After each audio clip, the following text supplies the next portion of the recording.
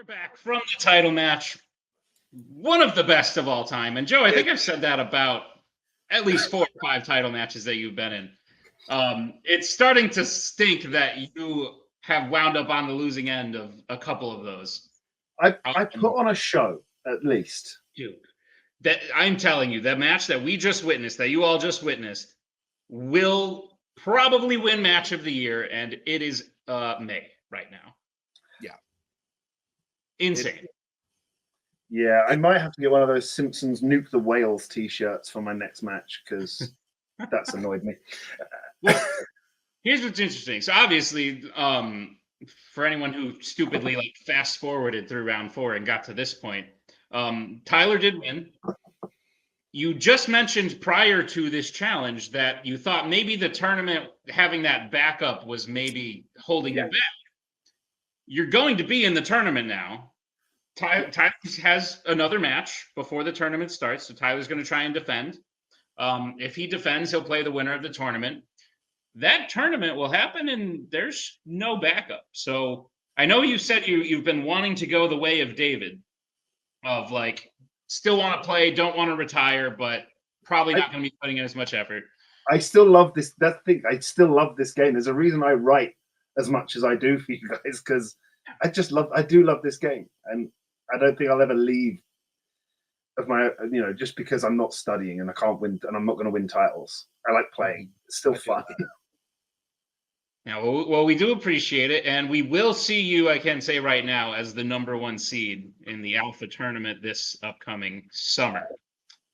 Is that like a final push? Are you all guns a-blazing? Like, should Tyler, or if Tyler loses to his next chat, like whoever it is, should they be more scared? I think it may be a final push. Things are happening. Things are changing, and it might be a final push. But if it doesn't go well, I may go, nah, fuck that.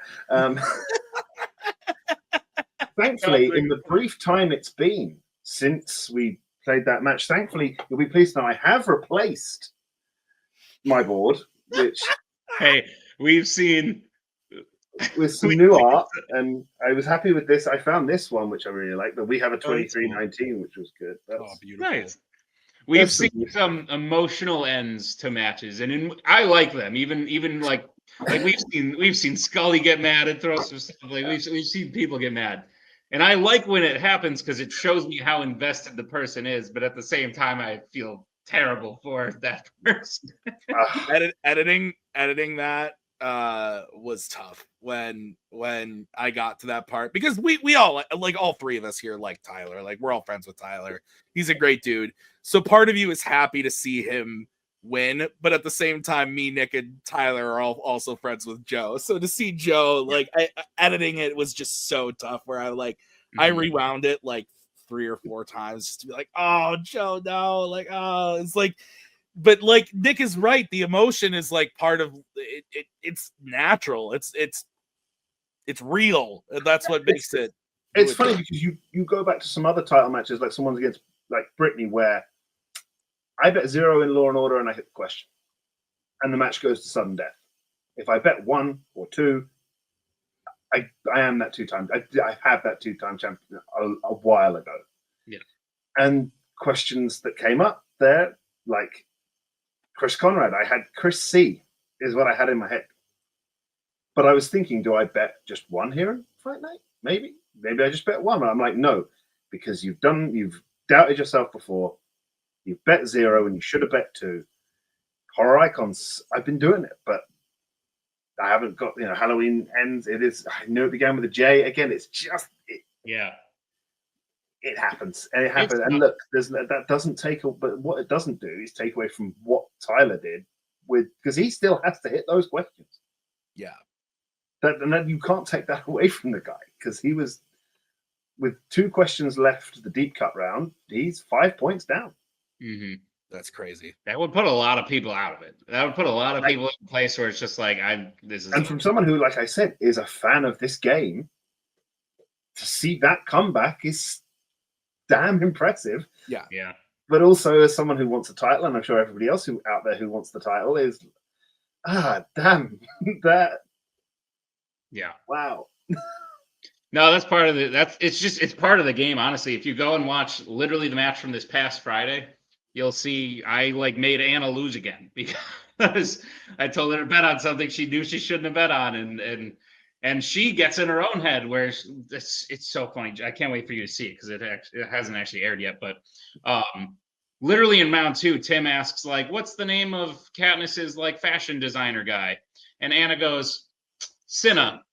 And Tim goes, and she goes, "No, wait, no, multiple choice." And I was like, I like threw something. I was sitting and threw something. I was like, just say the thing. So like, it's so wild how it feels like half of it is watching the movies and knowing the stuff, and the other half of it is knowing like what to bet, when to go to multiple, like points you can afford to lose and to gain other points here.